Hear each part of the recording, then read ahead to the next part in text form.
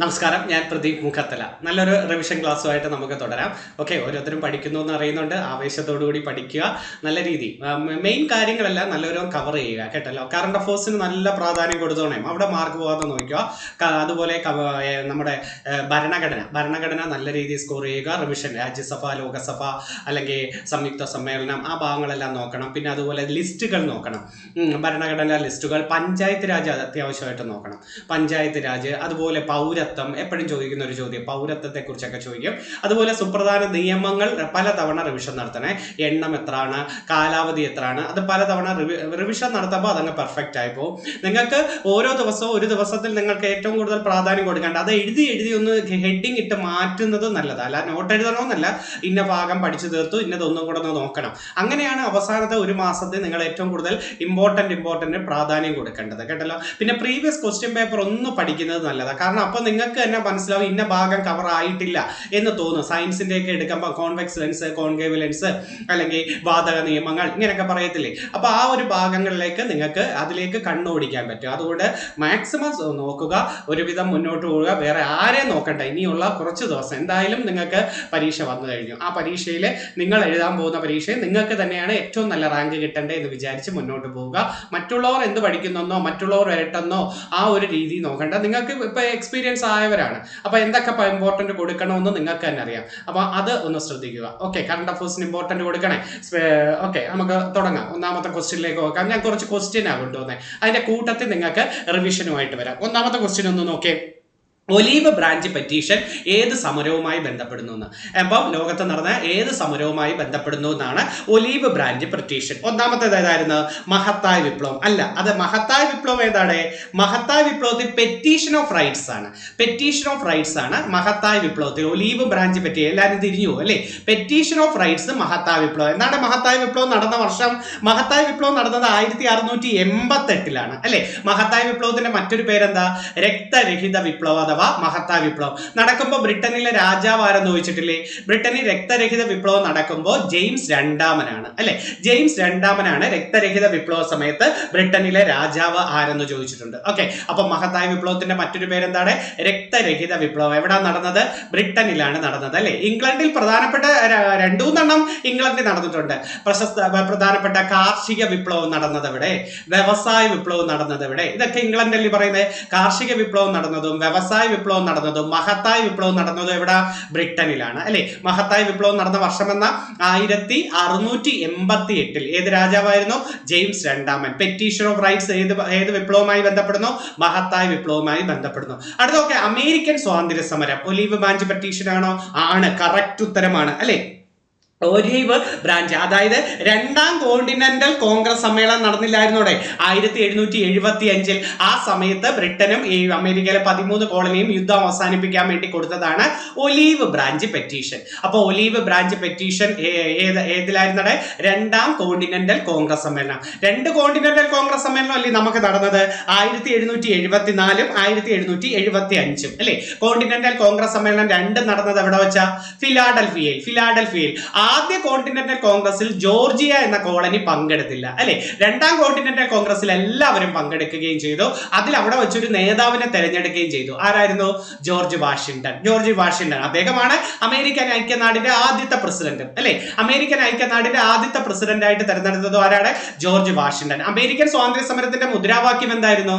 പ്രാതിനിധ്യമില്ലാതെ നികുതിയില്ല എന്ന് പറയുന്നതാണ് മുദ്രാവാക്യം. ജെയിംസ് ഓട്ടിസിന്റെ ആയിരുന്നു.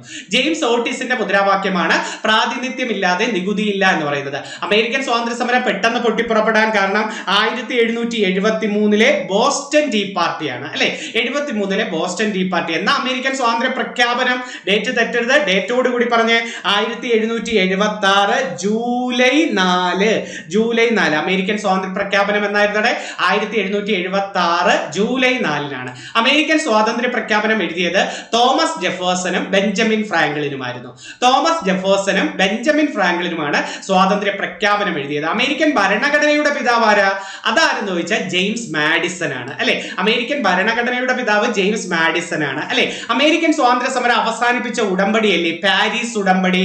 അത് കുറേ വർഷം കഴിഞ്ഞ 1783 അപ്പൊ 1776 അമേരിക്കൻ സ്വാതന്ത്ര്യ സമരം അവസാനിപ്പിച്ച ഉടമ്പടി ഏതാണ്? പാരീസ് ഉടമ്പടി. ഏത് വർഷമാ? 1783. ഇംഗ്ലണ്ട് 13 കോളനികളുടെ സ്വാതന്ത്ര്യം അംഗീകരിച്ച ഉടമ്പടി ഏതെന്നൊക്കെ ചോദിച്ചാൽ നിങ്ങൾ പറയേണ്ടത് ഏതാ? പാരീസ് ഉടമ്പടി. വർഷം തെറ്റരുത്. 83. അമേരിക്ക ലോകത്തിന് കൊടുത്ത 2 സംഭാവനകൾ ഏതൊക്കെയാണ്? അമേരിക്ക ലോകത്തിന് കൊടുത്ത 2 സംഭാവന, ലോകത്ത് റിപ്പബ്ലിക്കൻ ഭരണരീതി കൊണ്ടുവന്നത് അമേരിക്കക്കാരാണ്. റിപ്പബ്ലിക് രാഷ്ട്രത്തലവനുമായിട്ട് വരുന്നു അല്ലെ. ഒരു രാജ്യം ഭരിക്കുന്നത് രാഷ്ട്രത്തലവൻ. റിപ്പബ്ലിക്കൻ ഭരണരീതി കൊണ്ടുവന്നത് അമേരിക്ക. അതുപോലെ ഫെഡറൽ രാഷ്ട്രം എന്ന രീതി കൊണ്ടുവന്നതും അമേരിക്ക. റിപ്പബ്ലിക്കൻ ഭരണരീതിയും ഫെഡറൽ രാഷ്ട്രവും കൊണ്ടുവന്നത് അമേരിക്ക. ലോകത്തിലെ ആദ്യത്തെ എഴുതപ്പെട്ട ഭരണഘടന അമേരിക്കയുടെ അല്ലേ. ഏറ്റവും ചെറുതും അമേരിക്കയ്ക്ക്. ഏറ്റവും ചെറിയ ഭരണഘടനയും ലോകത്തിലെ ആദ്യത്തെ എഴുതപ്പെട്ട ഭരണഘടനയും ആർക്കായിരുന്നത്? അമേരിക്ക. അമേരിക്കൻ ഭരണഘടനയുടെ പിതാവാര? James Madison. ഏറ്റവും വലിയ ഭരണഘടന നമ്മുടെ ഇന്ത്യയാണ് അല്ലെ. ഏറ്റവും വലിയ ഭരണഘടനയുള്ള രാജ്യം ഏതാണ്? ഇന്ത്യയാണ്. അത് ഏറ്റവും വലിയ ജനാധിപത്യ രാജ്യം ഏതെന്നൊക്കെ ചോദിച്ചാലും നമ്മൾ പറയേണ്ടത് ഇന്ത്യയാണ്. ജനാധിപത്യത്തിന്റെ കളിത്തൊട്ടിൽ എന്നറിയപ്പെടുന്ന രാജ്യം ഗ്രീസ് ആണ്. ജനാധിപത്യത്തിന്റെ കളിത്തൊട്ടിൽ ഏതാണ്? ഗ്രീസ്. അപ്പൊ ആദ്യമായിട്ട് ഭരണഘടന എഴുതിയ രാജ്യം ഏതാ? അമേരിക്ക. അമേരിക്കൻ സ്വാതന്ത്ര്യ സമരം ഏത് വർഷം? 1776. ഫ്രഞ്ച് വിപ്ലവം ഏത് വർഷം? 1789. ഫ്രഞ്ച് വിപ്ലവം ഏത് വർഷം? 1789. ചൈനീസ് വിപ്ലവം 1911. ഫ്രഞ്ച് വിപ്ലവം റഷ്യൻ വിപ്ലവം 1917 അല്ലെ. 17 റഷ്യൻ വിപ്ലവം. ഒന്നാം ലോക മഹായുദ്ധമോ 1914 മുതൽ 18 വരെയും. രണ്ടാം ലോക മഹായുദ്ധം 1939 മുതൽ 45 വരെയും. രണ്ടാം ലോക മഹായുദ്ധം ഏത് വർഷമാണ്? 1939 മുതൽ 45 വരെയും അല്ലെ. ഫ്രഞ്ച് വിപ്ലവം ഏത് വർഷമായിരുന്നത്? 1789. ഒരു പരീക്ഷയ്ക്ക് ചോദിച്ചത് ഫ്രഞ്ച് വിപ്ലവം പ്രതിപാദിക്കുന്ന ഒരു പ്രധാന കൃതിയുടെ പേര് ചോദിച്ചു. The tale of 2 cities. കേട്ടിട്ടുണ്ടോ? The tale of 2 cities. ഏത് വിപ്ലവവുമായി ബന്ധപ്പെടുന്നത്? ഫ്രഞ്ച് വിപ്ലവം. ആരാ എഴുതിയെന്ന് അറിയാമോ? ടെയിൽ ഓഫ് 2 സിറ്റീസ് എഴുതിയത് ചാൾസ് ഡിക്കൻസ് ആണ്. ടെയിൽ ഓഫ് 2 സിറ്റീസ് എഴുതിയത് ആരാണ്? ചാൾസ് ഡിക്കൻസ് ആണ്. ഫ്രഞ്ച് വിപ്ലവം പ്രതിപാദിക്കുന്ന പ്രധാന കൃതിയാണ് ടെയിൽ ഓഫ് 2 സിറ്റീസ്. ആ 2 സിറ്റിയുടെ പേര് ഏതൊക്കെയാണോ? ലണ്ടനും പാരീസും ആണ്. ടെയിൽ ഓഫ് 2 സിറ്റീസ് പ്രതിപാദിക്കുന്ന 2 നഗരങ്ങൾ ഏതൊക്കെയാണ്? ലണ്ടനും പാരീസും. അപ്പൊ ഫ്രഞ്ച് വിപ്ലവം നടന്ന വർഷം 1789 അല്ലെ. ബൂർബൺ രാജവംശം ഫ്രഞ്ച് വിപ്ലവമാണ്. ടെന്നീസ് കോർട്ട് പ്രതിജ്ഞ ഫ്രഞ്ച് വിപ്ലവമാണ് അല്ലെ. ഫ്രഞ്ച് വിപ്ലവത്തിന്റെ ശിശു എന്ന് വിളിക്കുന്നത് നെപ്പോളിയനെ അല്ലേ ആണ്. ഫ്രഞ്ച് വിപ്ലവത്തിന്റെ ശിശു നെപ്പോളിയൻ ആണ്. പക്ഷെ ഫ്രഞ്ച് വിപ്ലവത്തിന്റെ പ്രവാചകൻ ആരാ? റൂസോ. ഫ്രഞ്ച് വിപ്ലവത്തിന്റെ പ്രവാചകൻ റൂസോ. റൂസോയുടെ ആത്മകഥയുടെ പേരല്ലേ കൺഫെഷൻസ്. റൂസോയുടെ ആത്മകഥയുടെ പേരെന്താണ്? കൺഫെഷൻസ്. റൂസോയുടെ പ്രധാന കൃതി സോഷ്യൽ കോൺട്രാക്റ്റ് അല്ലെ. Social contract. റൂസോ വിദ്യാഭ്യാസപരമായി എഴുതിയ കൃതി എമിലി. റൂസോ വിദ്യാഭ്യാസപരമായി എഴുതിയ കൃതി ഏതാണ്? എമിലി. റൂസോയുടെ പ്രധാന കൃതി ഏതെന്ന് ചോദിച്ചാൽ സോഷ്യൽ കോൺട്രാക്ട്. റൂസോയുടെ ആത്മകഥ ഏതെന്ന് ചോദിച്ചാൽ കൺഫെഷൻസ് ആണ്. 3 തത്വചിന്തകരല്ലേ ഇവിടെ ഫ്രഞ്ച് വിപ്ലവത്തിൽ ഉണ്ടായിരുന്നത്? റൂസോ, വോൾട്ടയർ, മൊണ്ടസ്ക്യൂ അല്ലെ. Rousseau, Voltaire, Montesquieu. റൂസോയുടെ കൃതി സോഷ്യൽ കോൺട്രാക്ട് ആണെങ്കിൽ വോൾട്ടയറിന്റെ കൃതി കാൻഡിഡ. മറന്നുപോരുത്. വോൾട്ടയറിന്റെ കൃതി ഏതാണ്? കാൻഡിഡ. മൊണ്ടസ്ക്യൂവിന്റെ കൃതിയും പഠിച്ചു വെച്ചേരെ. നിയമങ്ങളുടെ അന്തസത്ത. കേട്ടോ, സ്പിരിറ്റ് ഓഫ് ലോ. നിയമങ്ങളുടെ അന്തസത്ത. മൊണ്ടസ്ക്യൂവിന്റെ കൃതി ഏതാണ്? സ്പിരിറ്റ് ഓഫ് ലോ ആണ്. അതൊന്ന് ഓർത്ത് വെച്ചിരിക്കണേ. അപ്പം നെപ്പോളിയൻ പരാജയപ്പെട്ട യുദ്ധം ഏതായിരുന്നു? നെപ്പോളിയൻ പരാജയപ്പെട്ട യുദ്ധം വാട്ടർലൂ യുദ്ധം. ഏത് വർഷമാ? 1815 വാട്ടർലൂ യുദ്ധം. ഏത് വർഷമായിരുന്നത്? 1815. ഏത് ദ്വീപിലേക്കാണ് നെപ്പോളിയനെ നാട് കടത്തിയത്? സെന്റ് ഹെലേന ദ്വീപിലേക്കാണ് നെപ്പോളിയനെ നാട് കടത്തിയത് അല്ലെ. നെപ്പോളിയനെ പരാജയപ്പെടുത്തിയത് ആരാണ്? നെപ്പോളിയനെ പരാജയപ്പെടുത്തിയത് ആർതർ വെല്ലസ്ലി അഥവാ ഡ്യൂക്ക് ഓഫ് വെല്ലിംഗ്ടൺ എന്നറിയപ്പെടുന്ന ആർതർ വെല്ലസ്ലിയും നെപ്പോളിയനും തമ്മിൽ നടന്ന യുദ്ധമാണ് വാട്ടർലൂ യുദ്ധം. ഏത് വർഷമാ? 1815 വാട്ടർലൂ യുദ്ധം എന്ന് പറയുന്നത്. ഈ ഫ്രഞ്ച് വിപ്ലവത്തിൽ കൊല്ലപ്പെട്ട ഒരു ശാസ്ത്രജ്ഞൻ ഉണ്ടായിരുന്നല്ലോ. ആരായിരുന്നു? ഫ്രഞ്ച് വിപ്ലവത്തിൽ കൊല്ലപ്പെട്ട ശാസ്ത്രജ്ഞനായിരുന്നു ചോദിച്ചാൽ അതും പരീക്ഷയ്ക്ക് ചോദിച്ചിട്ടുണ്ട് അല്ലെ. ആവർത്തന പട്ടികയുമായി ബന്ധപ്പെട്ടൊക്കെ നമ്മൾ പഠിച്ചിട്ടുണ്ട്. ലാവോസിയ അല്ലെ. ലാവോസിയാണ്. കെമിസ്ട്രിയുമായി ബന്ധപ്പെട്ട് നമ്മൾ പഠിച്ചിട്ടുണ്ട്. ഫ്രഞ്ച് വിപ്ലവത്തിൽ കൊല്ലപ്പെട്ട ശാസ്ത്രജ്ഞനാരാണ്? ലാവോസിയാണ്. ഓർത്ത് ഗില്ലറ്റിൻ എന്ന് പറയുന്ന ആയുധത്താൽ കൊല്ലപ്പെടുകയാണ്. അതൊന്ന് ഓർത്ത് വെച്ചിരിക്കണേ. അപ്പം അമേരിക്കൻ സ്വാതന്ത്ര്യ സമരം, ഒലിവ് ബ്രാഞ്ച് പെറ്റീഷൻ, ഫിലാഡൽഫിയ സമ്മേളനം, കോണ്ടിനെന്റൽ കോൺഗ്രസ്, ഇതെല്ലാം സെറ്റ് ആയിട്ട് ഒന്ന് ഓർത്ത് വെച്ചിരിക്കുക. ഓക്കെ, അടുത്ത ക്വസ്റ്റ്യനിലേക്ക് വരാം. അടുത്ത ക്വസ്റ്റ്യൻ ഏതെന്ന് വെച്ചാൽ താഴെ പറയുന്ന ഇന്ത്യൻ സംഘടനകളിൽ തെറ്റായത് ഏത് എന്നാ ചോദിച്ചിരിക്കുന്നത്. ഇന്ത്യൻ സംഘടന തെറ്റായത് ഏത് എന്നാ ചോദിച്ചിരിക്കുന്നത്. നമുക്ക് നോക്കാം.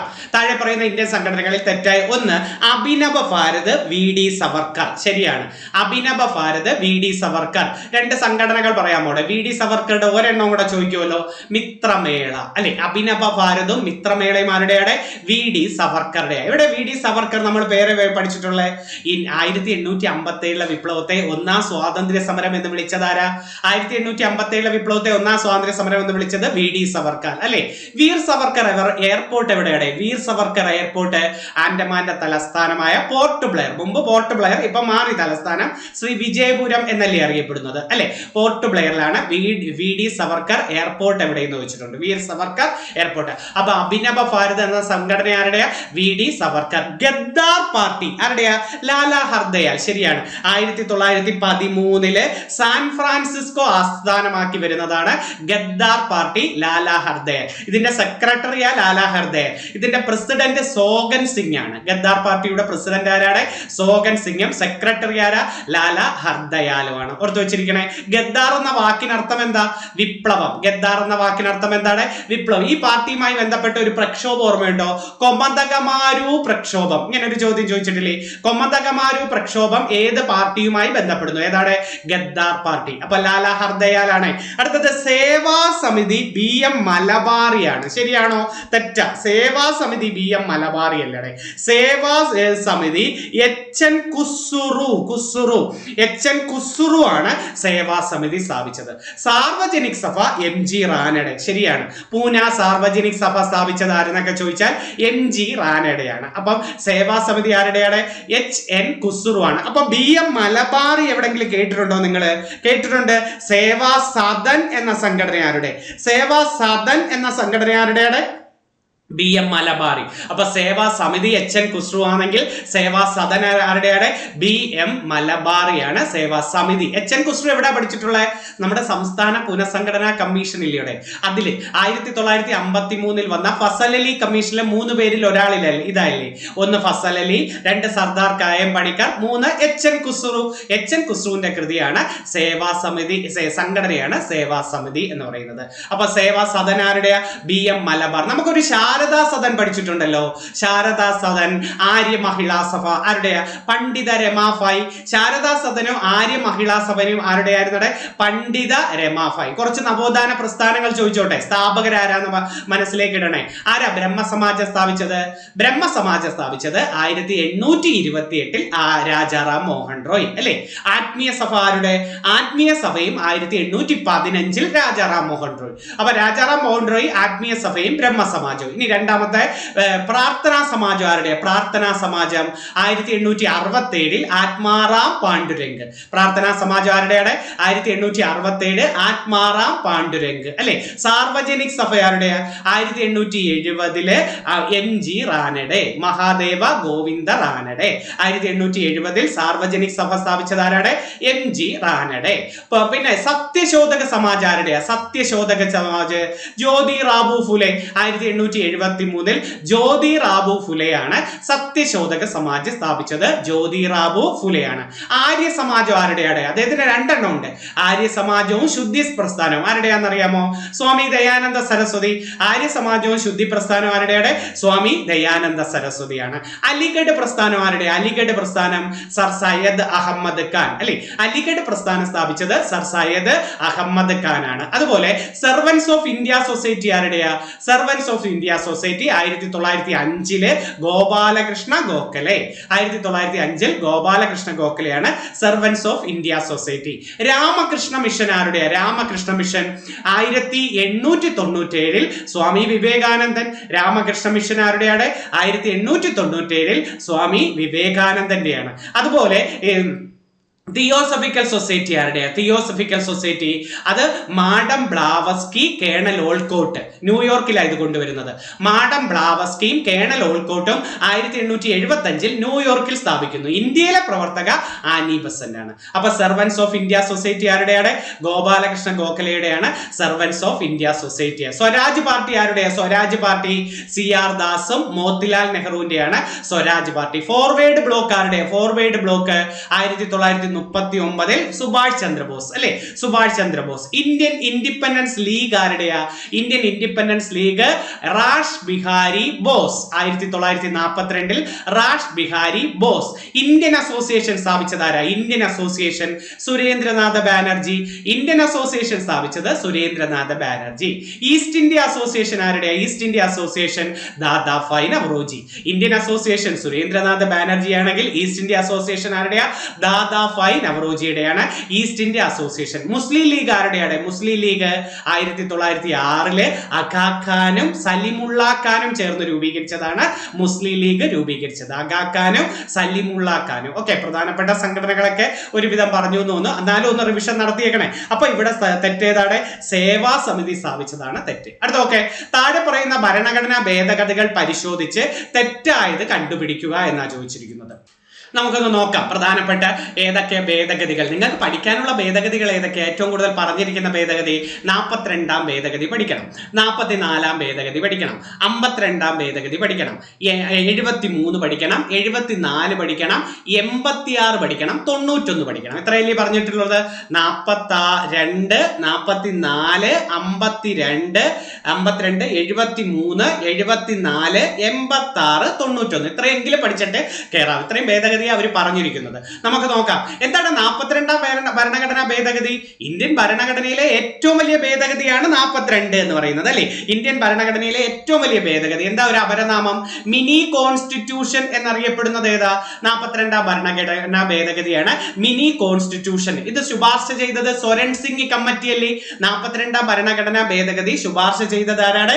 സ്വരൺ സിംഗ് കമ്മിറ്റി. എവിടെയാ സ്വരൺ സിംഗ് കമ്മിറ്റി പഠിച്ചിട്ടുള്ളത്? മൗലിക കർത്തവ്യങ്ങൾ ഭരണഘടനയിൽ ഉൾപ്പെടുത്തിയ കമ്മിറ്റി അല്ലെ. മൗലിക കർത്തവ്യങ്ങൾ ഭരണഘടനയിൽ ഉൾപ്പെടുത്തിയ കമ്മിറ്റിയും സ്വരൺ സിംഗ് കമ്മിറ്റിയാണ്. എത്ര മൗലിക കർത്തവ്യങ്ങളുണ്ട്? നമുക്കിപ്പം മൊത്തം 11 മൗലിക കർത്തവ്യങ്ങളുണ്ട്. അപ്പൊ മൗലിക കർത്തവ്യങ്ങൾ ഭരണഘടനയിൽ ഉൾപ്പെടുത്തിയത് സ്വരൺ സിംഗ് ആണ്. നിർദ്ദേശക തത്വങ്ങൾ ഭരണഘടനയിൽ ഉൾപ്പെടുത്തിയ കമ്മിറ്റി സപ്രു കമ്മിറ്റി അല്ലെ. തേജ് ബഹാദൂർ സപ്രു എന്ന് കേട്ടിട്ടില്ലേ? സപ്രു കമ്മിറ്റിയാണ് നിർദ്ദേശക തത്വങ്ങൾ ഭരണഘടനയിൽ ഉൾപ്പെടുത്തിയത്. നമുക്ക് തിരിച്ചു വരാം, നമുക്ക് നോക്കാം 42-ാം ഭരണഘടനാ ഭേദഗതിയെ കുറിച്ച്. ഈ 42-ാം ഭരണഘടനാ ഭേദഗതി വരുമ്പോഴാണ് നമ്മുടെ ആമുഖത്തിലെ 3 വാക്കുകൾ കൂട്ടിച്ചേർത്തത് അല്ലെ. ആമുഖത്തിൽ 3 വാക്കുകൾ കൂട്ടിച്ചേർത്ത്. ഏതൊക്കെയാ? സോഷ്യലിസ്റ്റ്, സോഷ്യലിസം, മതേതര, സോഷ്യലിസ്റ്റ്, മതേതരത്വം, അഖണ്ഡത, ഇന്റഗ്രിറ്റി എന്നീ 3 വാക്കുകൾ ആമുഖത്തിൽ കൂട്ടിച്ചേർത്തു അല്ലെ. ആമുഖം ഏത് രാജ്യത്ത് നിന്നാണ് കടമെടുത്തത്? ആമുഖം ആ പഠിച്ചു വെച്ചിരുന്നാൽ മതി. ആമുഖം അമേരിക്കയിൽ നിന്നാണ് കടമെടുത്തിരിക്കുന്നത് അല്ലെ. അപ്പം ആമുഖത്തിൽ കടമെടുത്ത്. പിന്നെ നമ്മുടെ നിർദ്ദേശക തത്വത്തിൽ 42-ാം ഭേദഗതി ഉൾപ്പെടുത്തിയത് ഏതൊക്കെയാണെന്നറിയാമോ? 2 കാര്യങ്ങൾ നിർദ്ദേശക തത്വത്തിൽ ഉൾപ്പെടുത്തി. ഏതൊക്കെയാണെന്നറിയാമോ? ഒന്ന് 39A കേട്ടിട്ടുണ്ടോ നിങ്ങൾ? 39A പാവപ്പെട്ടവന് സൗജന്യ നിയമസഹായം എന്ന് കേട്ടിട്ടുണ്ടോ? പാവപ്പെട്ടവന് സൗജന്യ നിയമസഹായം കൊണ്ടുവന്നത് 42-ാം ഭേദഗതിയിലൂടെയാണ്. 48A പരീക്ഷയ്ക്ക് ചോദിച്ചിട്ടില്ലേ? 48A important question. എന്താ? പരിസ്ഥിതി സംരക്ഷണം. അതും കൊണ്ടുവന്നത് 42-ാം ഭരണഘടനാ ഭേദഗതിയിലൂടെയാണ്. അപ്പൊ 42-ാം ഭരണഘടനാ ഭേദഗതിയിലൂടെ നിർദ്ദേശക തത്വങ്ങളിൽ എന്തൊക്കെ കൊണ്ടുവന്നത്? ഒന്ന്, പാവപ്പെട്ടവന് സൗജന്യ നിയമസഹായമായ 39A കൊണ്ടുവന്നു. പിന്നെ ഏതാണ്? പരിസ്ഥിതി സംരക്ഷണമായ 48A ഉൾപ്പെടുത്തിയതും 42-ാം ഭരണഘടനാ ഭേദഗതിയിലൂടെയാണ്. ഓക്കെ, അത് ഉറപ്പായിട്ട് വെക്കണേ. പിന്നെ നമ്മുടെ മൗലിക കർത്തവ്യങ്ങളിലൂടെ, മൗലിക കർത്തവ്യങ്ങൾ പറഞ്ഞേ 51A, ഇതല്ലേ മൗലിക കർത്തവ്യം എന്ന് പറയുന്നത്. അത് ഉൾപ്പെടുത്തിയത് 42-ാം ഭരണഘടനാ ഭേദഗതിയിലല്ലേ. മൗലിക കർത്തവ്യങ്ങൾ 51A ഉൾപ്പെടുത്തിയതും 42-ാം ഭരണഘടനാ ഭേദഗതി. ഇനി ഏറ്റവും ഇമ്പോർട്ടന്റ് നമ്മുടെ ഒന്നാമത്തെ ഓപ്ഷൻ, അഡ്മിനിസ്ട്രേറ്റീവ് ട്രൈബ്യൂണലിനെ കുറിച്ച് പ്രതിപാദിക്കുന്നത്. അഡ്മിനിസ്ട്രേറ്റീവ് ട്രൈബ്യൂണലിനെ കുറിച്ച് പ്രതിപാദിക്കുന്ന ഭരണഘടനയുടെ ഭാഗം 14A ആണ്. 14A ഭാഗം 14A കൂട്ടിച്ചേർത്തത് 42-ാം ഭരണഘടനാ ഭേദഗതിയിലാണ്. Very very important. അപ്പൊ അഡ്മിനിസ്ട്രേറ്റീവ് ട്രൈബ്യൂണലിനെ കുറിച്ച് പ്രതിപാദിക്കുന്ന ഭരണഘടനയുടെ ഭാഗം പറഞ്ഞേ. ഭരണഘടനയുടെ ഭാഗം 14A. ആർട്ടിക്കിളും കൂടെ വേണമെങ്കിൽ പഠിച്ചേരെ. 323A-യും 323B-യും 323 എയും 323B-യും ആണ് അഡ്മിനിസ്ട്രേറ്റീവ്. അതൊക്കെ ഒന്ന് പഠിച്ചിട്ടേ കയറാവും. അപ്പൊ അഡ്മിനിസ്ട്രേറ്റീവ് ട്രൈബ്യൂണലിനെ കുറിച്ച് പ്രതിപാദിക്കുന്ന ഭാഗം പറ. ഭാഗം 14A, ആർട്ടിക്കിൾ 323A-യും B-യുമാണ് അല്ലെ. അവിടെ കേട്ടപ്പോ എന്തോ ഒരു ഓർമ്മ വന്നാ 324 നമ്മൾ പഠിച്ചിട്ടുണ്ടേ. 323 പഠിച്ചാൽ 324 പഠിച്ചു. തെരഞ്ഞെടുപ്പ് കമ്മീഷനെ കുറിച്ച് പ്രതിപാദിക്കുന്ന ആർട്ടിക്കിൾ എത്ര? 324. അപ്പൊ 326 പറഞ്ഞേ. 326 സാർവത്രിക പ്രായപൂർത്തി വോട്ടവകാശം. സാർവത്രിക പ്രായപൂർത്തി പ്രായപൂർത്തി വോട്ടവകാശം 326. അപ്പം അഡ്മിനിസ്ട്രേറ്റീവ് ട്രൈബ്യൂണൽ 323 എയും ബിയും, ഇലക്ഷൻ കമ്മീഷൻ 324, സംസ്ഥാനമല്ല കേന്ദ്ര ഇലക്ഷൻ കമ്മീഷൻ 324. അടുത്തതായി ഇപ്പം വരുന്നു 326 സാർവത്രിക പ്രായപൂർത്തി വോട്ടവകാശം. അപ്പം അഡ്മിനിസ്ട്രേറ്റീവ് ട്രൈബ്യൂണൽ. പിന്നെ 42 മനസ്സിലേക്ക് ഓടി വന്ന വേറൊരെണ്ണം പറയട്ടെ. നമ്മൾ ഒരു 5 സ്റ്റേറ്റ് ലിസ്റ്റിൽ കിടന്ന വിഷയം എടുത്ത് കൺകറന്റ് ലിസ്റ്റിലോട്ട് ഇട്ടത് 42-ലല്ലേ? ഏതൊക്കെയാ? വിദ്യാഭ്യാസം എടുത്തിട്ടോ, വനം എടുത്തിട്ടോ, വന്യമൃഗങ്ങളുടെയും പക്ഷികളുടെയും സംരക്ഷണം എടുത്തിട്ടോ, അളവ് തൂക്കം എടുത്തിട്ടോ, നീതിന്യായ ഭരണം എടുത്തിട്ടോ. ഇത് ഇത്രയും സ്റ്റേറ്റ് ലിസ്റ്റിലായിരുന്നു. ഇതിപ്പോ ഏതിലോട്ടാക്കി? കൺകറന്റ് ലിസ്റ്റിലോട്ടാക്കി. അതാ വിദ്യാഭ്യാസം ഏത് ലിസ്റ്റ് എന്നൊക്കെ ചോദിക്കാറില്ലേ? കൺകറന്റ് ലിസ്റ്റാ. വിദ്യാഭ്യാസം, വനം, അളവ് തൂക്കം, നീതിന്യായ ഭരണം, വന്യമൃഗങ്ങളുടെയും പക്ഷികളുടെയും സംരക്ഷണം, ഇത് ഇത്രയും സ്റ്റേറ്റ് ലിസ്റ്റിൽ നിന്നും കൺകറന്റ് ലിസ്റ്റിലേക്ക് ആക്കിയ ഭേദഗതി ഏതാണ്? 42ാം ഭരണഘടനാ ഭേദഗതി. ഈ 42ാം ഭരണഘടനാ ഭേദഗതിയെ വിളിക്കുന്ന ഒരു പേരറിയാമോ? കോൺസ്റ്റിറ്റ്യൂഷൻ ഓഫ് ഇന്ദിര എന്ന് വിളിക്കുന്നത് 42ാം ഭരണഘടനാ ഭേദഗതിയാണ്. അപ്പൊ മിനി കോൺസ്റ്റിറ്റ്യൂഷൻ എന്നും കോൺസ്റ്റിറ്റ്യൂഷൻ ഓഫ് ഇന്ദിര എന്നറിയപ്പെടുന്നതും ഈ ഭേദഗതിയാണ്. ആ സമയത്ത് പ്രധാനമന്ത്രിയായി ഇന്ദിരാഗാന്ധി, പ്രസിഡന്റ് ഫക്രുദ്ദീൻ അലി അഹമ്മദ്, അല്ലെ? 42ാം ഭരണഘടനാ ഭേദഗതി വരുമ്പോൾ ആരായിരുന്നത്? പ്രസിഡന്റ് ഫക്രുദ്ദീൻ അലി അഹമ്മദ്. അപ്പൊ ഒന്നാമത്തെ കാര്യം ശരിയാണ്. ഇനി രണ്ടാമത്തെ ഓപ്ഷൻ ശരിയാണെന്ന് നോക്കട്ടെ. സ്വത്തവകാശം മൗലികാവകാശങ്ങളുടെ പട്ടികയിൽ നിന്ന് നീക്കം ചെയ്തത് 44ആണ്. കറക്റ്റ്. നീക്കം ചെയ്തത് എത്രയാണ്? 44. നേരത്തെ ഏതിലാ കിടന്നിരുന്നത്? മൗലികാവകാശം ഭാഗം 3 ആർട്ടിക്കിൾ 31-ലായിരുന്നു കിടന്നിരുന്നത്, അല്ലെ? ആർട്ടിക്കിൾ 31-ലാണ് കിടന്നിരുന്നത്. ഇപ്പൊ എങ്ങോട്ട് മാറ്റി?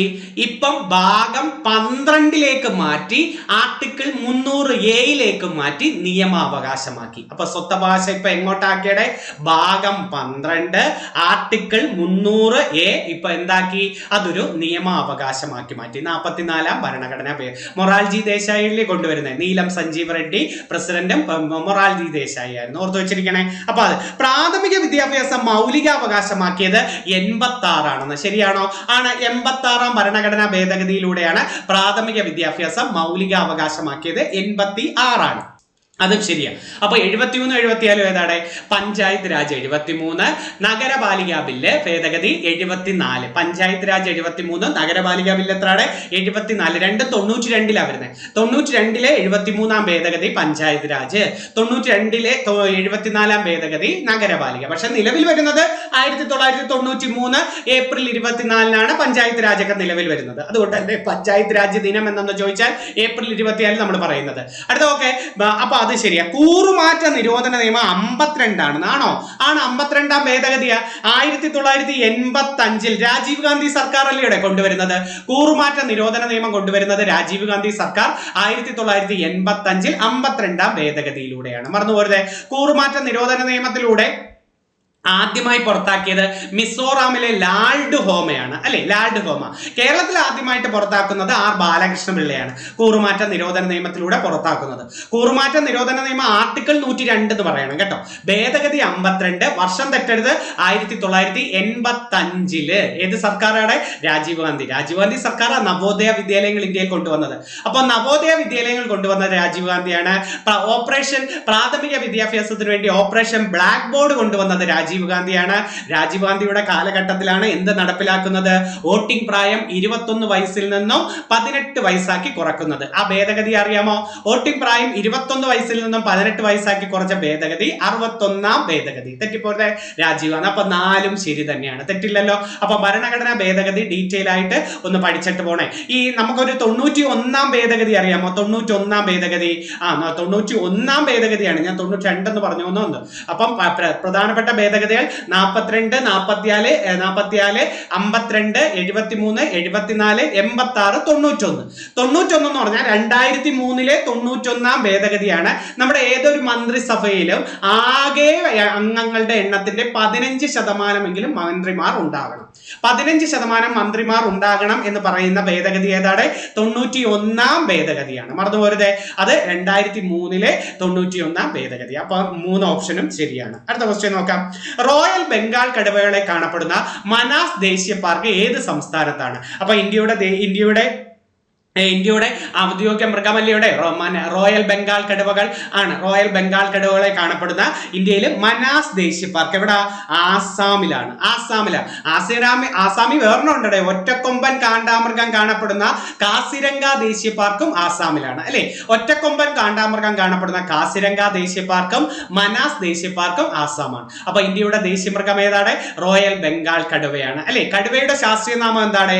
പന്തേറ ടൈഗ്രിസ് അല്ലെ. പന്തേറ ടൈഗ്രിസ്. പന്തേറ ലിയോ എന്താ? പന്തീറ ലിയോ സിംഹത്തിന്റെ ശാസ്ത്രീയ നാമമാണ് പന്തീറ ലിയോ. പ്രോജക്ട് ടൈഗർ ഏത് വർഷമാണ്? പ്രോജക്ട് ടൈഗർ നല്ലൊരു ക്വസ്റ്റ്യനാ.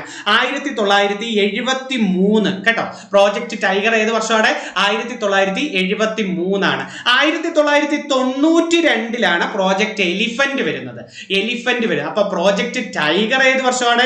73. പ്രോജക്ട് എലിഫന്റ് ഏത് വർഷമാണ്? പ്രോജക്ട് എലിഫന്റ് 92 അത് നല്ലൊരു ക്വസ്റ്റ്യൻ ആണ്. അപ്പം ഇന്ത്യയുടെ ദേശീയ മൃഗം മുമ്പ് സിംഹമായിരുന്നു, ഇപ്പം കടുവയല്ലേ. ആയ വർഷം ചോദിച്ചാൽ 72 പറയണം കേട്ടോ. ഇന്ത്യയുടെ ദേശീയ മൃഗം സിംഹത്തെ മാറ്റി കടുവയാക്കിയതും 1972. തൊട്ടടുത്ത വർഷം 73 project tiger, project elephant 92. Royal Bengal കടുവ ദേശീയ മൃഗം ബംഗ്ലാദേശിനും ദേശീയ മൃഗം അത് തന്നെ അല്ലെ. ബംഗ്ലാദേശിന്റെ ദേശീയ മൃഗവും റോയൽ ബംഗാൾ കടുവ. അപ്പൊ ഒറ്റക്കൊമ്പൻ കാണ്ടാമൃഗം കാണപ്പെടുന്ന കാസിരംഗ എവിടെയാണ്? ആസാമില്. തേയില ഏറ്റവും കൂടുതൽ ഉത്പാദിപ്പിക്കുന്നത് ആസാമിലല്ലേ? ആണ്. തേയില ഏറ്റവും കൂടുതൽ ഉത്പാദിപ്പിക്കുന്നത് ആസാമിലാണ്. ആസാമിലെ ഒരു സിൽക്കിന്റെ പേര് പറയാമോ? ആസാമിലെ ഒരു സിൽക്ക് മുഗാ സിൽക്ക്. പ്രശസ്തമായ മുഗാ സിൽക്ക് എവിടെയെന്ന് ചോദിച്ചാൽ ആസാമിലാണ് പറയേണ്ടത്. പ്രശസ്തമായ മുഗാ സിൽക്ക് എവിടെയാണ്? ആസാമിലാണ്. തേയില ഏറ്റവും കൂടുതൽ ഉത്പാദിപ്പിക്കുന്നത് എവിടെയാണ്? ആസാമിലാണ് തേയില ഏറ്റവും കൂടുതൽ ഉത്പാദിപ്പിക്കുന്നത്. ഓക്കെ. പിന്നെ ആ ഭാഗങ്ങളിൽ ഇന്ത്യയുടെ ഏറ്റവും വലിയ ദേശീയ പാർക്ക് ഏതാണ്? ഇന്ത്യയിലെ ഏറ്റവും വലിയ ദേശീയ പാർക്ക് ഹെമിസ് ദേശീയ പാർക്ക് ലഡാക്ക് അല്ലേ. ഹെമിസ് ദേശീയ പാർക്ക് ലഡാക്ക്. അവിടെ ഹിമപ്പുലികളെ സംരക്ഷിക്കുന്നത്. ബന്ദിപ്പൂർ നാഷണൽ പാർക്ക് എവിടെയാണെന്ന് അറിയാമോ? ബന്ദിപ്പൂർ കർണാടക. ബന്ദിപ്പൂർ ദേശീയ പാർക്ക് എവിടെയാണ്? കർണാടകയിലാണ്. വാൽമീകി ദേശീയ പാർക്ക് എവിടെയാണെന്ന് അറിയാമോ? ബീഹാർ. വാൽമീകി ദേശീയ പാർക്ക് എവിടെയാണ്? ബീഹാറിലാണ് വാൽമീകി ദേശീയ പാർക്ക് എവിടെയെന്ന് ചോദിച്ചു. അതുപോലെ സിംഹങ്ങൾ കാണപ്പെടുന്ന ഗീർ ദേശീയ പാർക്ക് ഗുജറാത്തിലാണ്. സിംഹങ്ങൾ കാണപ്പെടുന്ന ഗീർ ദേശീയ പാർക്ക് എവിടെയാണ്? ഗുജറാത്തിലാണ് നമ്മൾ പറയേണ്ടത്. അപ്പൊ മനാസ് ദേശീയ പാർക്ക് എവിടെയാണ്? മനാസ് ദേശീയ പാർക്ക് എവിടെയെന്ന് ചോദിച്ചാൽ ആസാമിൽ. ഇന്ത്യയിലെ ഏറ്റവും വലിയ ദേശീയ പാർക്ക് ഹെമിസ് ആണ്. ആദ്യത്തെ ദേശീയ പാർക്ക് ജിം കോർബറ്റ് ദേശീയ പാർക്ക് അല്ലെ. ഉത്തരാഖണ്ഡിലെ ജിം കോർബറ്റ് ദേശീയ പാർക്ക്. മറ്റൊരു പേര് പറഞ്ഞേ, Hailey national park. Jim Corbett ദേശീയ പാർക്കിന്റെ മറ്റൊരു പേര് ഹെയ്ലി നാഷണൽ പാർക്ക്. രാംഗംഗ നദിയല്ലേ അതിലൂടെ ഒഴുകുന്നത്? ഗംഗയുടെ പോഷക നദിയായ രാംഗംഗ നദിയാണ് ഹെയ്ലി നാഷണൽ പാർക്കിലൂടെ ഒഴുകുന്നത്. കേരളത്തിലെ ആദ്യത്തെ ദേശീയ പാർക്ക് ഏതാ? കേരളത്തിലത് ഇരവികുളം. ആദ്യത്തതും ഏറ്റവും വലുത് ഏതെന്ന് ചോദിച്ചാലും 1978 വന്ന ഇരവികുളം ദേശീയ പാർക്കാണ്. അപ്പൊ കേരളത്തിലെ ആദ്യത്തെ ദേശീയ പാർക്ക് ഏതാണ്? ഇരവികുളം ദേശീയ പാർക്ക് 1978 വരുന്നത്. അടുത്ത ചോദ്യത്തിലേക്ക് വരാം. അടുത്ത നോക്കുക, കമ്പോളവൽക്കരണത്തിന്റെ ആവിർഭാവത്തിന് കാരണമായ ആശയം ഏതെന്ന്. അവിടെ കൺഫ്യൂഷൻ വരാം. ഉദാരവൽക്കരണമാണോ, ആഗോളവൽക്കരണമാണോ, സ്വകാര്യവൽക്കരണമാണോ, നവ ഉദാരവൽക്കരണമാണ്? ഇന്ത്യയിൽ എന്താണ് പുത്തൻ സാമ്പത്തിക നയം നടപ്പിലാക്കിയ വർഷം? അത് തെറ്റാതെന്ന് പറഞ്ഞേ. 1991 അല്ലെ. പുത്തൻ സാമ്പത്തിക നയം 91 പുത്തൻ സാമ്പത്തിക നയം നടപ്പിലാക്കിയ പ്രധാനമന്ത്രി ആരെന്ന് ചോദിച്ചാൽ നരസിംഹറാവു. ആ സമയത്ത് ധനകാര്യമന്ത്രി ആരെന്ന് ചോദിച്ചാൽ മൻമോഹൻ സിംഗുമാണ്. പുത്തൻ സാമ്പത്തിക നയം കൊണ്ടുവരുന്നത് മൻമോഹൻ സിംഗിന്റെ കാലഘട്ടത്തിലാണ് അല്ലെ. അപ്പൊ ഉദാരവൽക്കരണമുണ്ട്. ഉദാരവൽക്കരണം എന്ന് പറഞ്ഞാൽ സർക്കാർ നിയന്ത്രണങ്ങൾ പരിമിതമാക്കി എന്ന് പറഞ്ഞാൽ പൂർണ്ണമായും സർക്കാരിന്റെ നിയന്ത്രണങ്ങൾ പൂർണ്ണമായും ഒഴിവാക്കുന്നതാണ്, നിരാകരിക്കുന്നതാണ് നവ ഉദാരവൽക്കരണം കേട്ടോ. അപ്പൊ സർക്കാർ എല്ലാ മേഖലകളിൽ നിന്നും പൂർണ്ണമായും നിരാകരിക്കുന്നത് ഏതാണ്? നവ ഉദാരവൽക്കരണം. ഈ നവ ഉദാരവൽക്കരണമാണ് കമ്പോളവൽക്കരണത്തിന്റെ ആവിർഭാവം എന്ന് ഉദ്ദേശിക്കുന്നത്. അപ്പൊ കമ്പോളവൽക്കരണത്തിന്റെ ആവിർഭാവത്തിന് കാരണം ഏതാണ്? അത് പൂർണ്ണമായും സർക്കാരിനെ നിരാകരിക്കുക എന്നുള്ളതാണ് കേട്ടോ. മറ്റേത് ഉദാരവൽക്കരണം പരിമിതപ്പെടുത്തുക എന്നുള്ളത്. അപ്പൊ പുത്തൻ സാമ്പത്തിക നയം എന്നാണ്. പുത്തൻ സാമ്പത്തിക നയം 1901 വരുന്നത്. ഇന്ത്യ ലോക വ്യാപാര സംഘടനയിൽ അംഗമായത് എന്നാണ്. അത് 1995 8ാം പഞ്ചവത്സര പദ്ധതി കൊണ്ടുവരുമ്പോഴാണ് അല്ലെ. ലോക വ്യാപാര സംഘടനയുടെ ആസ്ഥാനം ജനീവയാണ്. ജനീവയിലാണ് ലോക വ്യാപാര സംഘടനയുടെ ആസ്ഥാനം. എവിടെയെന്ന് അടുത്ത ക്വസ്റ്റ്യൻ നോക്കേ. രക്തസമ്മർദ്ദം ക്രമീകരിക്കുന്ന പ്ലാസ്മ പ്രോട്ടീൻ ഏത്? നമുക്ക് പ്രധാനമായിട്ടും പരീക്ഷയ്ക്ക് 3 പ്ലാസ്മ പ്രോട്ടീൻ ചോദിക്കും. 3ന്റെ പേര് ഞാൻ ഇട്ടിട്ടുണ്ട്. ഏതൊക്കെയാണ് നോക്കണേ? Fibrinogen, globulin, albumin. അല്ലെ, ആൽബുമിൻ. 3ന്റെ ഉത്തരങ്ങൾ നമുക്ക് നോക്കാം. എന്താ ഫൈബ്രിനോജൻ എന്ന് പറഞ്ഞാൽ? രക്തം കട്ട പിടിക്കുന്നതിന് സഹായിക്കുന്ന പ്ലാസ്മ പ്രോട്ടീൻ. രക്തം കട്ട പിടിക്കുക എന്ന് ചോദിക്കുമ്പോൾ കട്ട പിടിക്കുന്നതിന് സഹായിക്കുന്നത് ഏതാണ്? ഫൈബ്രിനോജൻ ആണ്.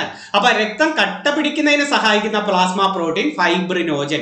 എന്താണ്? ഗ്ലോബുലിൻ, രോഗപ്രതിരോധത്തെ സഹായിക്കുന്ന പ്ലാസ്മ പ്രോട്ടീൻ. രോഗപ്രതിരോധത്തെ സഹായിക്കുന്ന പ്ലാസ്മ പ്രോട്ടീൻ ഏതാണ്? ഗ്ലോബുലിൻ. എന്താണ്? ആൽബുമിൻ. അതാണ് നമ്മുടെ ചോദ്യം. രക്തസമ്മർദ്ദം ക്രമീകരിക്കുന്ന പ്ലാസ്മ പ്രോട്ടീൻ ആണ് ആൽബുമിൻ എന്ന് പറയുന്നത്. അപ്പം രക്തം കട്ട പിടിക്കാൻ സഹായിക്കുന്ന പ്ലാസ്മ പ്രോട്ടീൻ ഫൈബ്രിനോജൻ. അടുത്തത് രോഗപ്രതിരോധത്തെ സഹായിക്കുന്ന പ്ലാസ്മ പ്രോട്ടീൻ ഗ്ലോബുലിൻ. രക്തസമ്മർദ്ദം ക്രമീകരിക്കുന്ന പ്ലാസ്മ പ്രോട്ടീൻ ഏതാണ്? ആൽബുമിൻ എന്ന് വിളിക്കുന്നത്. പരീക്ഷയ്ക്ക് ചോദിക്കാൻ സാധ്യതയുള്ള ഒരു ക്വസ്റ്റ്യൻ. അതുപോലെ ഈ ഹൃദയത്തെ ആവരണം ചെയ്തിരിക്കുന്ന ഇരട്ട സ്ഥലം ഏതാ? ഹൃദയത്തെ ആവരണം ചെയ്തിരിക്കുന്ന ഇരട്ട സ്ഥലം പെരിക്കാർഡിയം എന്ന് വിളിക്കുന്നു. അല്ലെ, പെരിക്കാർഡിയം. തലച്ചോറിനെ ആവരണം ചെയ്തിരിക്കുന്ന സ്ഥലം ഏതാ? മെനിഞ്ചസ്. മെനിഞ്ചസ് എന്ന് വിളിക്കുന്നത് തലച്ചോറിനെ ആവരണം ചെയ്യുന്നത്. ശ്വാസകോശത്തെ ആവരണം ചെയ്തിരിക്കുന്നത് ഏതാ? പ്ലൂറ. ശ്വാസകോശത്തെ ആവരണം ചെയ്തിരിക്കുന്ന ഏതാ? പ്ലൂറ. സുഷുമ്നെ ആവരണം ചെയ്തിരിക്കുന്നത് ഏതാ? അതും മെനിഞ്ചസ് ആണ്. അല്ലെ, തലച്ചോറിനെയും സുഷുമ്നെയും മെനിഞ്ചസ് പറയാം. അപ്പൊ ഹൃദയത്തെ ആവരണം ചെയ്തിരിക്കുന്നത് ഏതാണ്? അത് പെരിക്കാർഡിയം എന്ന് വിളിക്കുന്നത് ഹൃദയത്തെ ആവരണം ചെയ്തിരിക്കുന്നത്. ഈ രക്തക്കുഴലുകൾ 3 ഇല്ലേ നമുക്ക്? രക്തക്കുഴലുകൾ ഏതൊക്കെയാ? സിരയുണ്ട്, ധമനിയുണ്ട്, ലോമികകളുണ്ട്. അല്ലെ, രക്തക്കുഴലുകൾ സിരയുണ്ട്, ധമനികളുണ്ട്, ലോമികകളുണ്ട്. രക്തത്തെ ഹൃദയത്തിലേക്ക് കൊണ്ടു ചെല്ലുന്നത് സിരയാണെങ്കിൽ ഹൃദയത്തിൽ നിന്നും രക്തത്തെ തിരിച്ചു കൊണ്ടുപോകുന്നത് ധമനികളാണ്. അപ്പൊ രക്തത്തെ ഹൃദയത്തിലേക്ക് കൊണ്ടുവരുന്നത് ആരാണ്? സിരകളും. രക്തത്തെ ഹൃദയത്തിൽ നിന്നും തിരിച്ചു സംവഹിക്കുന്നത് ആരാ? അത് ധമനികളാണ്.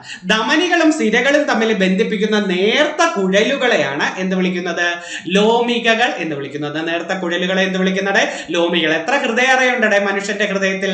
മനുഷ്യന്റെ ഹൃദയത്തിൽ 4 ഹൃദയ അറകളാണ്. അല്ലെ, മനുഷ്യനും മുതലയ്ക്കും 4ആണ്, പക്ഷിക്കും 4ആണ്. മനുഷ്യൻ, മുതല, പക്ഷി, സസ്തനിക്ക് 4ആണ്. ഉരകങ്ങൾക്ക് ഉഭയജീവികൾക്ക് 3 ഉള്ളത്. ഉരകങ്ങൾക്ക് ഉഭയജീവികൾക്ക് എത്ര ഹൃദയറകൾ? 3. മത്സ്യങ്ങൾക്ക് എത്ര?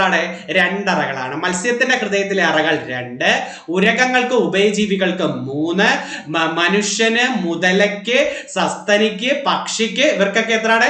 4. പാറ്റയുടെ ഹൃദയത്തിലെ അറകൾ 13 കിടപ്പുണ്ട്. അല്ലെ, ഈ മനുഷ്യന്റെ ഹൃദയത്തിൽ 4 ഉണ്ടെന്ന് പറഞ്ഞല്ലേ ഹൃദയ അറകൾ? ഏതൊക്കെയാ?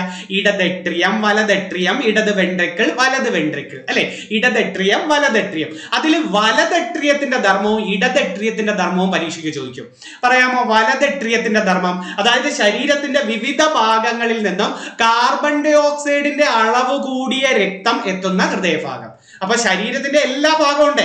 വിവിധ ഭാഗങ്ങളിൽ നിന്നും ആരാണ് കാർബൺ ഡൈ ഓക്സൈഡിന്റെ അളവ് കൂടിയ രക്തം എത്തിക്കുന്നത്? വലതെട്രിയം.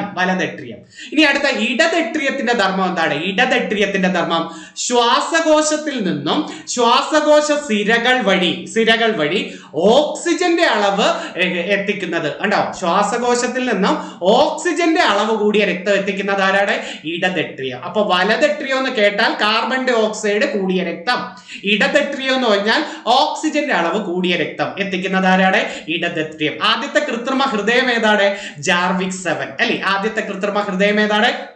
ജാർവിക് 7 ആണ് ആദ്യത്തെ കൃത്രിമ ഹൃദയം. ലോകത്ത് ആദ്യമായി ഹൃദയം മാറ്റിവെക്കൽ ശസ്ത്രക്രിയ നടത്തിയത് ക്രിസ്ത്യൻ ബർണാഡ് അല്ലേ? 67 ദക്ഷിണാഫ്രിക്കയിൽ. ഇന്ത്യയിൽ ആരാ? ഇന്ത്യയിൽ 94 വേണുഗോപാലും കേരളത്തിൽ 2003 ജോർജ് ചാക്കോ പെരിയപുരമാണ് ആദ്യമായിട്ട് ഹൃദയം മാറ്റിവെക്കൽ ശസ്ത്രക്രിയ നടത്തിയത്. ഹൃദയത്തെക്കുറിച്ചുള്ള പഠനം ഏതാണ്? കാർഡിയോളജിയാണ്. ഹൃദയത്തെക്കുറിച്ചുള്ള പഠനം ഏതെന്ന് ചോദിച്ചാൽ കാർഡിയോളജി. അല്ലെ, അതൊന്ന് ഓർത്തു വെച്ചിരിക്കണേ. അടുത്ത ചോദ്യത്തിലേക്ക് വരാം. അടുത്ത ചോദ്യം, ശരീര പ്രവർത്തനങ്ങൾക്ക് ആവശ്യമായ ഊർജം നൽകുന്ന പോഷക ഘടകം ഏത്? ഓക്കെ, അതും നല്ലൊരു ക്വസ്റ്റ്യൻ ആണ്. ഇത് ഹാളിൽ പോകുമ്പോൾ തെറ്റിപ്പോകുന്ന ക്വസ്റ്റ്യൻ കണ്ടോ? ശരീര പ്രവർത്തനത്തിന് ആവശ്യമായ ഊർജം നൽകുന്നതാര്? ധാന്യകമാണോ, പ്രോട്ടീൻ കഴിക്കുമ്പോഴാണോ, കൊഴുപ്പ് കിട്ടുമ്പോഴാണോ, വിറ്റാമിൻ ആണോ? ഉത്തരം ധാന്യകമാണ്. ഉത്തരം എന്താണ്? ശരീര പ്രവർത്തനത്തിന് ആവശ്യമായ ഊർജം ആരാണ്? അത് ധാന്യം. അപ്പൊ പ്രോട്ടീന്റെ ധർമ്മം എന്താ? നമ്മൾ പ്രോട്ടീൻ കഴിച്ചാൽ ശരീരത്തെ, നമ്മൾ ജിമ്മിൽ പോകുന്നവരൊക്കെ പറയുന്നില്ല നല്ല പ്രോട്ടീൻ കഴിക്കണം. അപ്പൊ ശരീര വളർച്ചയ്ക്കും ശരീരത്തിന്റെ നിർമ്മിതിക്കും സഹായിക്കുന്നത് ആരാണ്? ശരീര വളർച്ചയ്ക്കും നിർമ്മിതിക്കും സഹായിക്കുന്നത് പ്രോട്ടീൻ. അപ്പൊ കൊഴുപ്പിന് എന്താ ധർമ്മം? ഊർജ നിർമ്മാണം. അപ്പൊ ശരീര പ്രവർത്തനങ്ങൾക്ക് ആവശ്യമായ ഊർജം നൽകുന്നത് ആരെന്ന് ചോദിച്ചാൽ പോഷക ഘടകം ധാന്യകമാണ്. പ്രോട്ടീൻ ശരീര നിർമ്മിതിക്കും വളർച്ചയ്ക്കുമാണ്.